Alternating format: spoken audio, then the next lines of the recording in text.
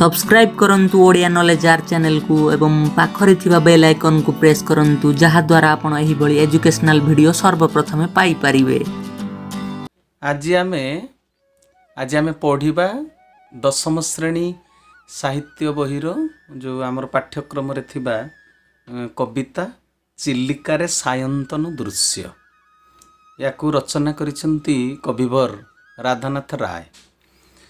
तो चिल्लिकारे सायंतन दृश्य सायंतन कहिले संध्या समय रे चिल्लिकार दृश्य केमिति देखा जाउथिला एटा गोटे प्रकृतिर सौंदर्य को कविवर राधानाथ राय वर्णना करिसंती। कविवर राधानाथ राय सेइतिपई ओडिया साहित्य रे से अनेक काव्य अनेक कविता सब रचना करिसंती। एई चिल्लिका काव्य सी तांकर रचना करथिले से तो बहुत रचना करथिले केदार गौरी चंद्रभागा नंदिकेश्वरी उषा पार्वती महाजात्रा जजातिकेश्वरी बहुत दरबार काव्य एगुड़ा सब बहुत दुर्योधनर रक्त नदी संतरण एमती बहुत से लिखिंट। चिल्लिका जो से लिखिले से ऊपर गोटे पाश्चात्य सभ्यतार जो प्रभाव पड़ता तेणु से जो कहानी गुड़िक तांकर काव्य रे वर्णना करथिले ओडिया लोक माने जो कवि लेखक माने बहुत तांको समालोचना करथिले। सेतेबेले समालोचनार कारण मु एई जो तम विषय वस्तु रे पिला माने आलोचना करू नाही से गोटे ऊपर स्तर कथा।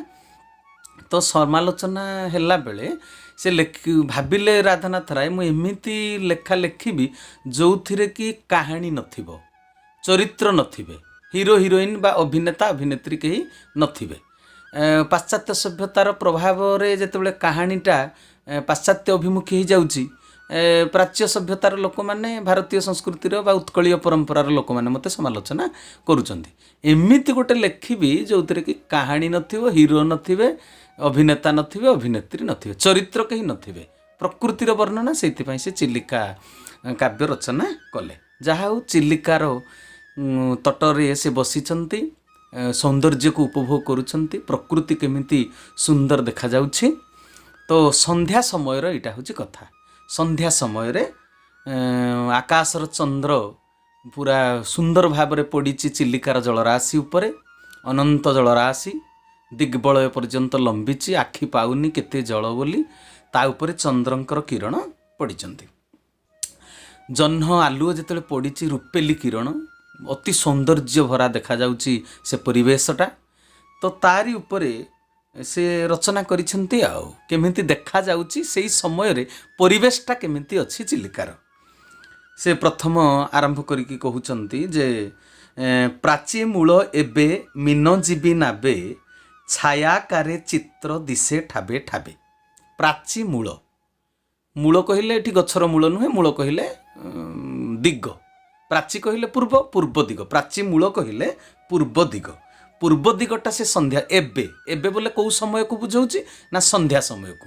आमे विषयर ना तो जानिले ना चिल्लिकारे सायंतन दृश्य तेणु एबे कहले संध्या समय। तेणु राधानाथ राय कहउचंती प्राची मूल अर्थात पूर्व दिग एबे एई समय रे एई संध्या समय रे मीन जीवी नाबे मीन कहले माछ जीवी कहले माछ को नेइकरी जी जीविका करूचंती वृत्ति माने बंचिबा पई माछ बिकिले जहांकर परिवार बा संसार चले से माने किए ना केउट कैवर्त्य मीन जीवी मीन को नेइकरी जे जीविका करूचंती से होचंती मीन जीवी। से माने कोन करूचंती नाबे नाबे कहले नारे डंगारे मीन जीवी माने माछ मारंती चिल्लिका बहुत भीतर को से माने जाई जाल पकेइकरी माछ मारिकरी आनंती। तेणु सी कौन करिसेंती संध्या समय जेहेतु हैला से माने फेरुचंती निज घर को फेरुचंती सेई केउट माने कैवर्त्य माने जो माने माछ बिक्री करी जीवन निर्वाह करूचंती से माने फेरुचंती। संध्या समय जेतरे फेरुचंती से मीनजीवी नाबरे फेरुचंती बा डंगारे फेरुचंती तांको डंगा गुडाको केमिति देखा जाउची जणे नुहे ना बहुत सेमिति मीनजीवी माने बहुत केउट माने फेरुचंती तांकर पर्सनाल तांको निज निज व्यक्तिगत डंगा धरिकरी फेरुचंती। तो ये जो डंगा गुड़ाक सबू फेर केमिति देखा जाउचंती ना छायाकारे चित्र दिशे ठाबे ठाबे छायाकारे ଛାୟାକାରୀ ଛାୟାକାର କହିଲେ ତୁମର ଅର୍ଥଟା କ'ଣ ଦେଇଛି ତୁମ ବହିରେ ଛାୟାକାର କହିଲେ ଛାଇ ଆକାରରେ ଅସ୍ପଷ୍ଟ ରୂପେ ମାନେ କ୍ଲିଅର ଦେଖାଯାଉନି ଯେହେତୁ ଜହ୍ନ ଆଲୁଅରେ ଏଟା ହାଲୋଜିନ୍ ଲାଇଟ୍ ନୁହେଁ ଜହ୍ନ ଆଲୁଅରେ ରୂପେଲି କିରଣ ଦ୍ୱାରା ଜଗତଟା ଶୋଭାମୟ ସୁନ୍ଦର ଦେଖାଯାଏ କିନ୍ତୁ ଦୂରକୁ ଦେଖିଲେ ସ୍ପଷ୍ଟ ଦେଖାଯାଏନି ଜଣେ ମଣିଷ ଯାଉଛି ଦେଖାଯିବ ଆଗରେ କିନ୍ତୁ ସେ କିଏ ବୋଲି ଚିହ୍ନି ହେବ ନାହିଁ ତେଣୁ ସେ ଯେଉଁ ନାବ ଗୁଡ଼ାକ କେମିତି ଦେଖାଯାଉଛନ୍ତି ଚିତ୍ର ଭଳିଆ ଦେଖାଯାଉଛନ୍ତି ଅସ୍ପଷ୍ଟ ଦେଖାଯାଉଛନ୍ତି ଝାପ୍ସା ଦେଖାଯାଉଛନ୍ତି ଚିତ୍ର ଭଳି ଠାବେ ଠାବେ ଏଠି ସେଠି ଯେଉଁ ନାବଗୁଡ଼ିକ ସେ ଚଳେଇକିରି ଫେରୁଛନ୍ତି ଘରକୁ ତ ସେଗୁଡ଼ାକ ଦେଖାଯାଉଛନ୍ତି ଗୋଟେ ଗୋଟେ ଚିତ୍ର ଭଳିଆ ଦେଖାଯାଉଛନ୍ତି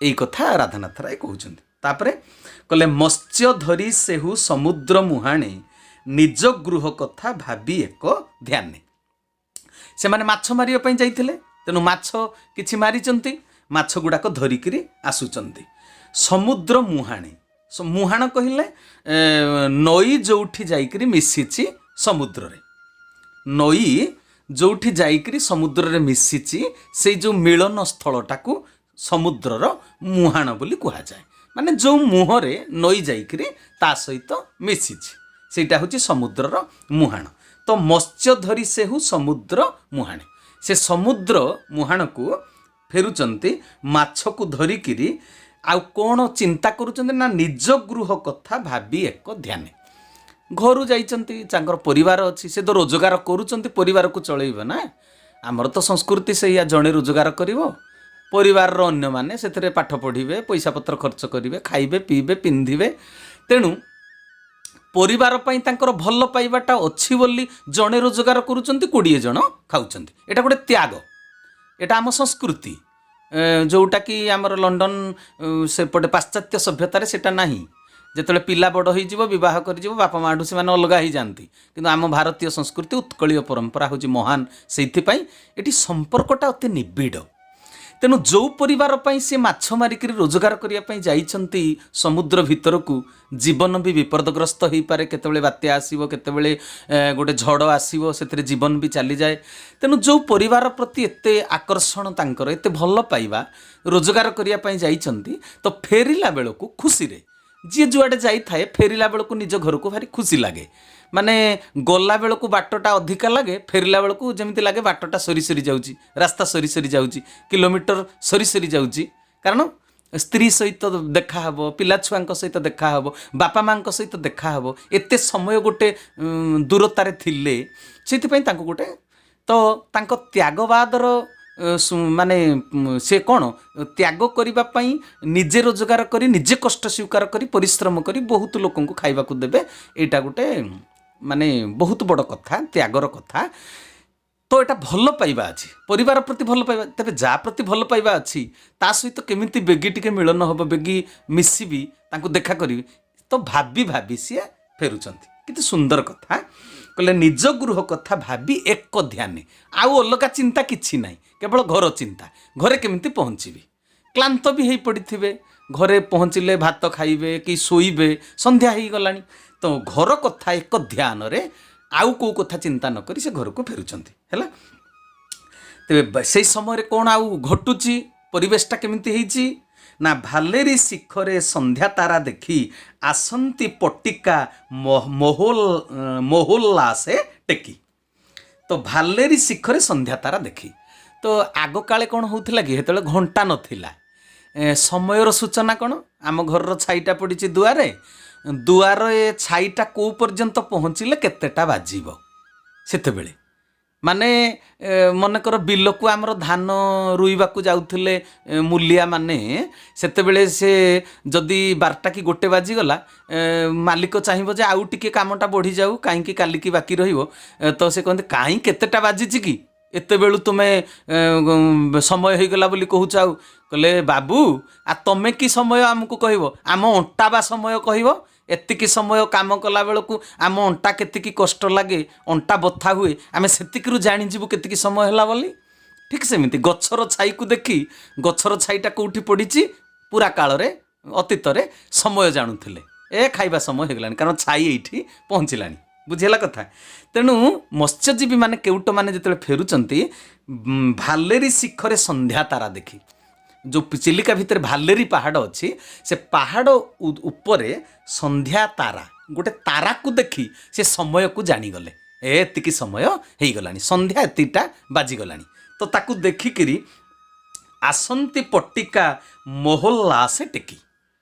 तो पिला माने जानिथिबो डंगारे गोटे पाल टेका हुए, सेटा पवन आसिले तार दिग को नियंत्रण करे, माने सुरक्षित रखे, उल्टी पड़बनी से से पालटा को डंगारे टेका जाई थाए। तो जितेबाला से घर को फेरुचंती एवं देखिले जे संध्या समय एतिकी हेलानी, आमे एतिकी बाट फेरिलुनी, आउ कम समय रे कूलरे पहुँची जीवु, घरे पहुँची जीवु, तेणु पालर आउ आवश्यकता नाही, कारण काम आउ किछि नाही। तेणु से पालटा को टेकी देकरी महा उल्लास, उल्लास कहिले खुशी आनंद, खुशी रे उल्लास रे से घर को फेरुचंती, आउ काम नाही, तेणु से पालटा को टेकी देइचंती। बुझिगला कथा। हाँ, तांको कंठु कवि सूर्य गीतामृत, दूरु बही आणे चिल्लिका मारुत। तो फेरिला बेलू आउ कौन परिवेशटा है ना, से जो केउट माने बा मत्स्यजीवी माने फेरुचंती खुशी रे घर कथा चिंता करी करी। तो मनीष जो खुशी रे थाए से गुणुगुणु होकर किसी गीत गाए, को माने गाधेला बेले गीत गाती, को माने साइकेल रे जाउथुए, मोटर साइकेल रे जाउथुए, जदि मनटा खुशी अच्छी गुणुगुणु होकर गीत गुती गाती। तबे कथा होची कौन, मन जितेबाला खुशी थाए, उल्लास थाए, आनंद थाए, सेतेबेले मनीष गीत। आमे बाहागर बेले माइक कहीं बजाती, एटा गोटे खुशीर समय, किंतु कई जने मोरी जाइए से कौन गीत लगाती, से दुखर समय। तो जिते रोजगार करी माछ मारिक से घर को फेरुचंती, परिवार प्रतिपोषण करेंगे, ताको किसी खोराक मिल जाइए, खुशी रे घर को पहुँचे, पुणी पिला छुआ परिवार को देखिए, एटा भी आउ गोटे खुशी। तेणु खुशी रे जिते फेरुचंती से कौन गाई गाई फेरुचंती, ये तो बहुत माने राधानाथ राय समय कथा ना, सेटा राधानाथ रायकर जो तांको समय होची 1848 रु 1908।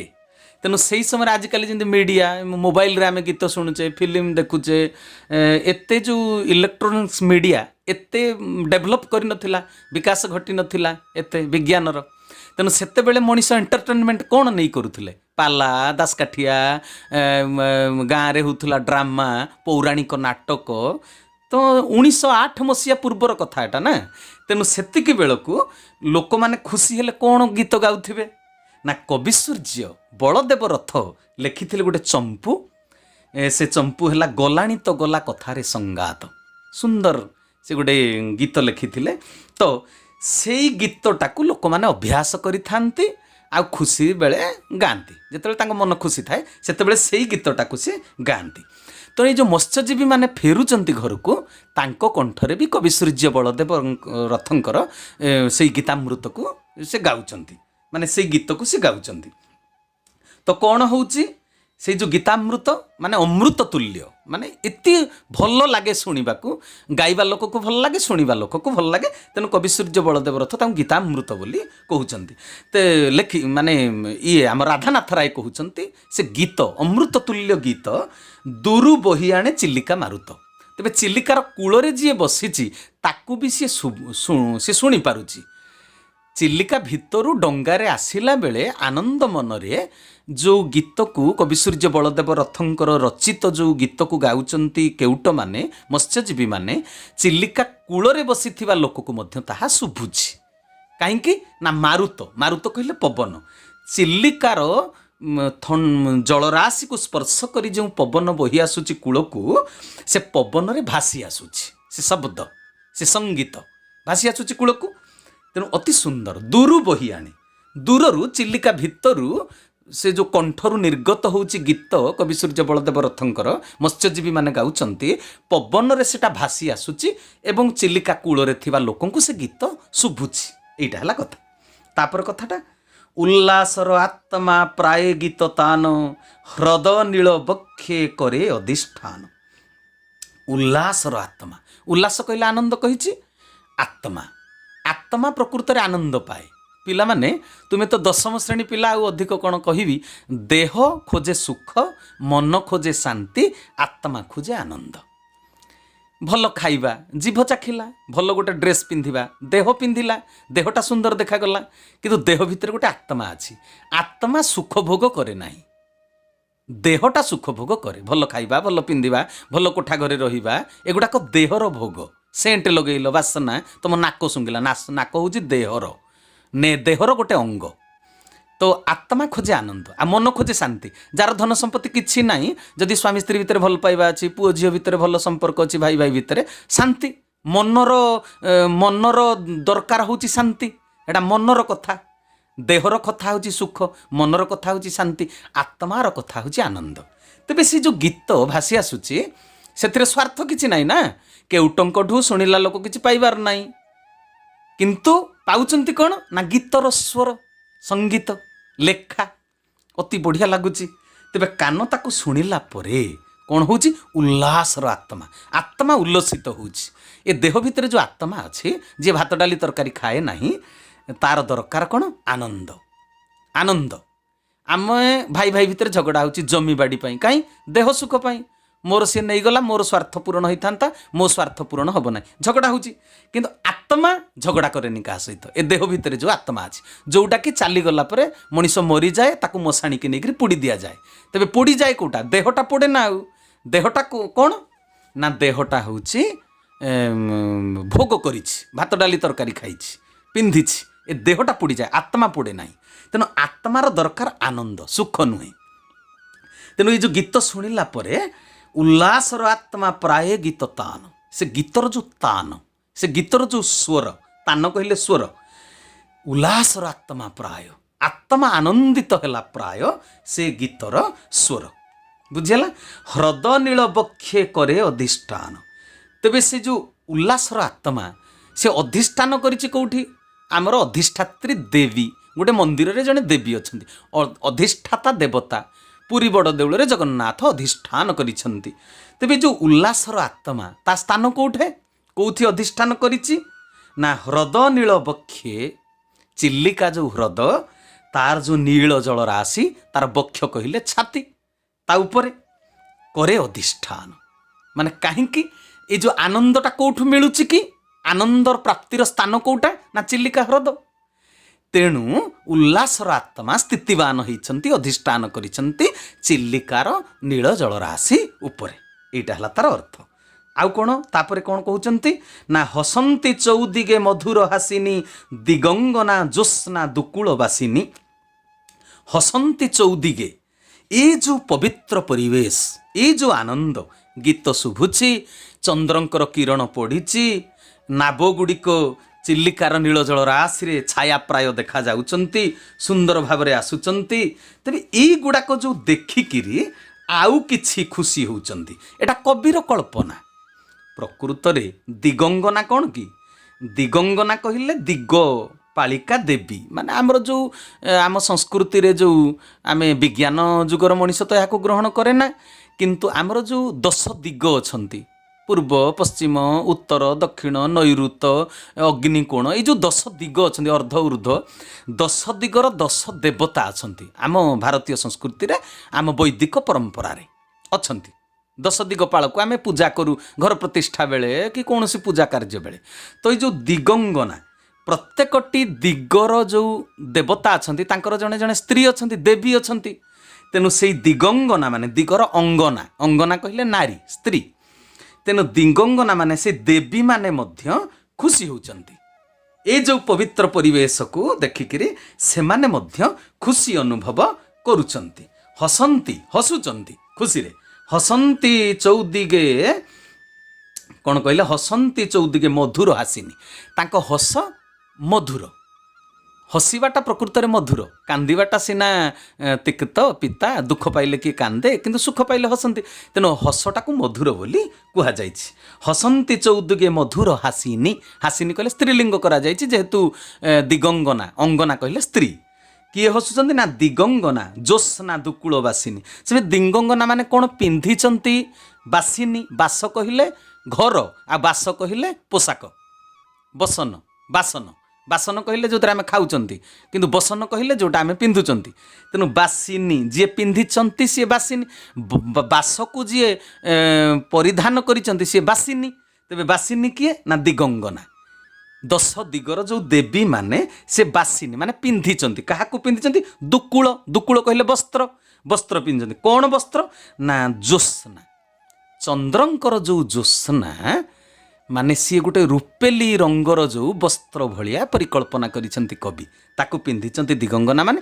ପିନ୍ଧିକିରି ଆଉ ଏଇ ଯୋଉ ଗୀତ ଶୁଣିକିରି ଏ ପରିବେଶ ପବିତ୍ର ପରିବେଶ ପାଇଁ ସେମାନେ ହସୁଛନ୍ତି। ମଧୁର ହସରେ ତାଙ୍କର ମାନେ ସେ ତାଙ୍କର ଭାବକୁ ପ୍ରକାଶ କରୁଛନ୍ତି ହେଲା। ହଁ, ତାପରେ ଭାବାନ୍ତର ପୁଣି କ୍ଷଣେ କରେ ଜାତ ଗଲାଣି ତ ଗଲା କଥାରେ ସଂଗାତ। ପୁଣି ଭାବାନ୍ତର ସୃଷ୍ଟି ହେଉଛି ମଣିଷ ଭିତରେ।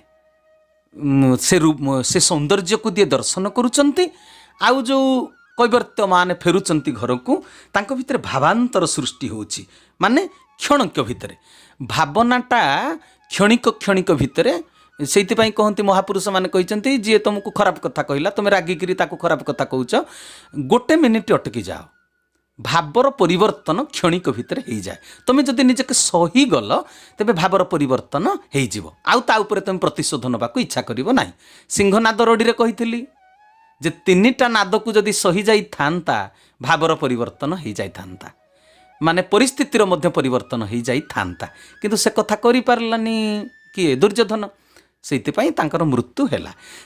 ତେବେ ଆମେ ଅନ୍ୟ ଉପରେ ରାଗି ଯାଆନ୍ତି, ଆମ ଭିତରେ ଆମେ ଭାବଟାକୁ ଧରି ରଖନ୍ତି ବୋଲି ଭାବଟାକୁ ପରିବର୍ତ୍ତନ କରିବା କଥା। ତେଣୁ ଏଠି ବି ସେଇ କଥା କୁହାଯାଇଛି ଯେ କ୍ଷଣିକ କ୍ଷଣିକ ଭିତରେ ଅଲଗା ଅଲଗା ଭାବ ସବୁ ସୃଷ୍ଟି, ଭାବର ଅନ୍ତର ହେଇଯାଉଛି। ଅନ୍ତର ମାନେ କ'ଣ? ମାନେ ଇଏ ହେବା, ଫେଡ଼ିବା। ମାନେ ଗୋଟେ ଭାବନା ସୃଷ୍ଟି ହେଲା, ତାକୁ ବିଯୋଗ କରି ଆଉ ଗୋଟେ ଭାବନାଟେ ମନ ଭିତରକୁ ଆସିବା, ସେଟା ହେଉଛି ଭାବାନ୍ତର। ଭାବ ଅନ୍ତର, ଭାବାନ୍ତର ହେଲା। ତେଣୁ ସେଇ ଯେଉଁ ଚିଲିକାର ସୌନ୍ଦର୍ଯ୍ୟକୁ ଦେଖିଲା ପରେ ଭାବାନ୍ତର ସୃଷ୍ଟି ହେଉଛି। କ'ଣ ନା ଗଲାଣି ତ ଗଲା କଥାରେ ସଂଗାତ। ମାନେ କି ସୁନ୍ଦର ଭାବରେ ଯୋଡ଼ି ଦେଇଛନ୍ତି ଏଠି ରାଧାନାଥ ରାୟ, କବିସୂର୍ଯ୍ୟ ବଳଦେବ ରଥଙ୍କର ସେ ଲେଖାକୁ, ଯେ ଆମେ ପ୍ରକୃତରେ ଏଇଥିରୁ ଆମେ ବୁଝିବା କ'ଣ, ଶିକ୍ଷା ପାଇବା କ'ଣ? ଯାହା ଗଲାଣି ତାକୁ ଭୁଲିଯିବା କଥା। ମାନେ କୌଣସି ଦୋଷ କାହାର ଧରି ରଖିଲେ ତୁମେ ପ୍ରତିଶୋଧ ପରାୟଣ ହେଇଯିବ, ପ୍ରତିହିଂସା ପରାୟଣ ହେଇଯିବ। ତେଣୁ ଭାବରେ ସବୁବେଳେ ଅନ୍ତର ସୃଷ୍ଟି ହେବା କଥା। ଯେମିତି ଚିଲିକାର ସୌନ୍ଦର୍ଯ୍ୟକୁ ଦେଖି ମଧ୍ୟ ଭିନ୍ନ ଭିନ୍ନ ଭାବ ସୃଷ୍ଟି ହେଉଛି। ଭିନ୍ନ ଭିନ୍ନ କଥା ଆମ ରାଧାନାଥ ରାୟଙ୍କ ଭିତରେ ଭାବନା ଜାଗ୍ରତ ହେଉଛି। କ'ଣ କ'ଣ ଭାବନା ବି ଜାଗ୍ରତ ହେଉଛି ଚିଲିକାର ସୌନ୍ଦର୍ଯ୍ୟକୁ ଦେଖି? ପରବର୍ତ୍ତୀ ପଦଗୁଡ଼ିକରେ ସେସବୁ ଅଛି। କେଉଁଠି ଶିବ ପାର୍ବତୀ ଭଳି ଦେଖାଯାଉଛନ୍ତି, କେଉଁଠି ଆକାଶ ପୃଥିବୀକୁ ଛୁଇଁଲା ଭଳିଆ ଲାଗୁଛି। ଏମିତି ବିଭିନ୍ନ କଥା ତା ଭିତରେ ଅଛି। ସଙ୍ଗୀତ ଆବେଶେ ନାନା ରୂପେ ମନ ଅତୀନ୍ଦ୍ରିୟ ଦେଶେ କରେ ବିଚରଣ। ସଙ୍ଗୀତ ଆବେଶେ, ଆବେଶେ ମାନେ ମଜିଗଲା ପରେ, ସଙ୍ଗୀତରେ ମଜିଗଲା ପରେ କେମିତି ଲାଗୁଛି? ନାନା ରୂପେ ମନ, ମନଟା ନାନା ରୂପରେ ମିଶି ଯାଉଛି, ହଜି ଯାଉଛି, ମଜି ଯାଉଛି ସେ ସଙ୍ଗୀତକୁ ଶୁଣିଲା ପରେ। ତ ସେ ସଙ୍ଗୀତର ଭାବନାଟା କ'ଣ ଅନ୍ତର ଭିତରେ ଭାବ ସୃଷ୍ଟି କରୁଛି? ନା ଅତୀନ୍ଦ୍ରିୟ ଦେଶେ କରେ ବିଚରଣ। ଅତୀନ୍ଦ୍ରିୟ ଦେଶେ, ଆମେ ସବୁବେଳେ ଇନ୍ଦ୍ରିୟ ଭିତରେ ଅଛନ୍ତି, ଅତୀନ୍ଦ୍ରିୟ ହେଇପାରୁନାହାନ୍ତି। ଇନ୍ଦ୍ରିୟ ବୋଲେ କ'ଣ ବୁଝିପାରୁଛ ପିଲେ? ଆମ ଶରୀର ଭିତରେ 10ଟା ଇନ୍ଦ୍ରିୟ ଅଛି। କର୍ମେନ୍ଦ୍ରିୟ 5ଟା, ଆଉ ଜ୍ଞାନେନ୍ଦ୍ରିୟ 5ଟା। ହାତ କର୍ମ କରେ, ତାକୁ କର୍ମେନ୍ଦ୍ରିୟ କୁହାଯାଏ। ପାଦ ବାଟ ଚାଲେ, ସେ କର୍ମେନ୍ଦ୍ରିୟ। ଆଉ ଆମର କିଏ ନା ଚମଡ଼ା, ଚମଡ଼ା ହେଉଛି ସ୍ପର୍ଶେନ୍ଦ୍ରିୟ, ସେଟା ଜ୍ଞାନେନ୍ଦ୍ରିୟ। ମାନେ କେଉଁଟା କୋମଳ, କେଉଁଟା କଣ୍ଟକିତ, କେଉଁଟା ଖଦଡ଼ିଆ, ସେଟାକୁ ଉପଲବ୍ଧି କରେ କିଏ? ନା ଚମଡ଼ା। ଚମଡ଼ା ହେଉଛି ସ୍ପର୍ଶେନ୍ଦ୍ରିୟ। କିନ୍ତୁ କର୍ମେନ୍ଦ୍ରିୟ କ'ଣ? ପାଦ ହେଉଛି କର୍ମେନ୍ଦ୍ରିୟ, ସେ କର୍ମ କରେ ବାଟ ଚାଲେ। ହାତ ହେଉଛି କର୍ମେନ୍ଦ୍ରିୟ, ସେ କର୍ମ କରେ। ଆଉ ପାଟି କାମୁଡ଼େ ଖାଇବା ଜିନିଷଟାକୁ, ସେଟା ବି ଗୋଟେ କର୍ମ। ତେଣୁ ମୁଖ ସିଏ ହେଉଛି ଗୋଟିଏ କର୍ମେନ୍ଦ୍ରିୟ। କେତେଟା କର୍ମେନ୍ଦ୍ରିୟ ହେଲେ? 3। ଆଉ ମୂତ୍ରଦ୍ୱାର, ସିଏ ମୂତ୍ର ନିଷ୍କାସନ କରେ, ସିଏ ବି ଗୋଟେ କର୍ମ କରେ, ସିଏ କର୍ମେନ୍ଦ୍ରିୟ। ଆଉ ଗୁହ୍ୟ, ଆମେ ଯେଉଁଠି ମଳଦ୍ୱାର, ମଳ ନିଷ୍କାସନ କରେ, ସିଏ ଇଏ ହେଲା 5ଟା କର୍ମେନ୍ଦ୍ରିୟ। 5ଟା ଜ୍ଞାନେନ୍ଦ୍ରିୟ କିଏ? ହାତ ସିନା କର୍ମ କରେ, ରୋଜଗାର କରେ, ପାଟି ସିନା କାମୁଡ଼ି କାମୁଡ଼ି ଖାଏ, କିନ୍ତୁ ଚାଖେ କିଏ? ଜିଭ। ପିତା କୋଉଟା, କଷା କୋଉଟା, ୟା ଜ୍ଞାନ କିଏ କରେ? ଜିଭ। ତେଣୁ ଜିଭ ଜ୍ଞାନ କରେ, ଜିଭ ହେଉଛି ଜ୍ଞାନେନ୍ଦ୍ରିୟ। ତ ଏ 5ଟା ଜ୍ଞାନେନ୍ଦ୍ରିୟ କିଏ? ନା ଆଖି, ଆଖି ଦେଖିଲା ହଳଦିଆ କୋଉଟା, ନେଳିଆ କୋଉଟା, ସେଟା ସେ ଜ୍ଞାନ କରେ। ତେଣୁ ଆଖି ଦେଖେ କଳା କୋଉଟା, ଗୋରା କୋଉଟା। ତେଣୁ ଆଖି ହେଲା ଦର୍ଶନେନ୍ଦ୍ରିୟ, ସେ ଦର୍ଶନ କରେ। କାନ ହେଉଛି ଶ୍ରବଣେନ୍ଦ୍ରିୟ, से शुणिला कौटा भल कथा कौटा अश्लील भाषा कौटा खराब एटा को सी शुणिला तेणु सी हूँ श्रवणेन्द्रिय। आउ जीभ है स्वादेन्द्रिय से स्वाद चाखे खटा मिठा पिता कषा। आउ कान शुणिला। आउ चर्म चर्म है स्पर्शेन्द्रिय से स्पर्श करी अनुभव करे। तेणु यहीगुड़िक हूँ आमर इंद्रिय। तेरे ए इंद्रिय माने ज्ञान करती कौटा खटा मिठा कषा कौटा भल मंद हलदिया नेलिया से देखती है।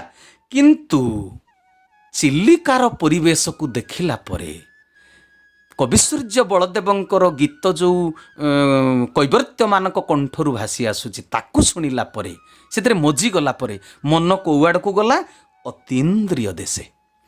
इंद्रिय मानक देश रे आउ मन ना अतीन्द्रिय जोड़ा आत्मिक कथा माने कौआड़े जमी मन गोटे हजिगला भली। आम बेले बेले मनर धर्म कौन ये अच्छी कटक जा पा पीऊँच आम मनकर घरे बसी जदि चिंतार मजिगले भावनार आम जा भुवनेश्वर बिग बजार रे आम मनटी थी आम एठी बसीचंदी किंतु आम देखुचंदी सेठी गुपचुप मिलूला एठी ड्रेस मिलूला सेठी कंप्यूटर मिलूला सेठी मोबाइल मिलूला दुकान भितर आम मनटा सेठी किंतु देह अच्छी एठी। तेबे इंद्रिय गुड़ाक आम देहरे लागिकी अच्छा आम ये अच्छे घर भितर किंतु सेटा हूँ अतीन्द्रिय आम सेठी जाई पहुँची गले। तेणु भगवान को जी चिंता करे अतीन्द्रिय राज्य को नहले भगवान केबे चिंतारे आसीबे नाही। तो एठी गोटे स्वर्गीय भावना गोटे शाश्वत भावना कविंक भितर सृष्टि होउची। कहले चिलिकार परिवेश को देखी सी जो संगीत को शुणी अतीन्द्रिय देशे करे विचरण मन जाइकी अतीन्द्रिय राज्य रे विचरण करुछि। जोगी मुनि ऋषि माने तपस्या बसी था किंतु तांको देह जाइकी स्वर्ग विचरण कलानी इंद्रर राजसभा पहुँचलानी सब बहुत प्रकार पुराण शास्त्र रे लेखाई आम पढ़ीचे किए पाताल रे जाई पहुँची गलानी पातालर नागकन्या सहित भेट हेलानी किए स्वर्गर अपसरी सहित भेट हेलानी। अरे मनीषटा स्वर्गर अपसरी सहित भेट केमती करिवो सेटा गोटे अतीन्द्रिय राज्यर कथा भावर आवेश मनर गोटे कल्पना चिंता एटा मिछ नुहे। जोगी मुनि ऋषि माने सेमिति शंकराचार्य तमे जानिथिबो सीए मरी गला परे तांको आत्मा आउ जनक देहरे प्रवेश करी से किछि दिन पुणी बंचिले। तो एठी शरीर अच्छी आत्मा जाई सेठी प्रवेश कला एटा अतीन्द्रिय राज्यर कथा। तेबे पिला माने आमे एई चिलिकार सायंतन दृश्य को तीनोटी पार्ट करिबा नहले बुझी होबनी भलरे। तेनु आजिर ये जो क्लास एठी रखुची परवर्ती क्लास को तुमे माने पुणी अपेक्षा कर रहुची।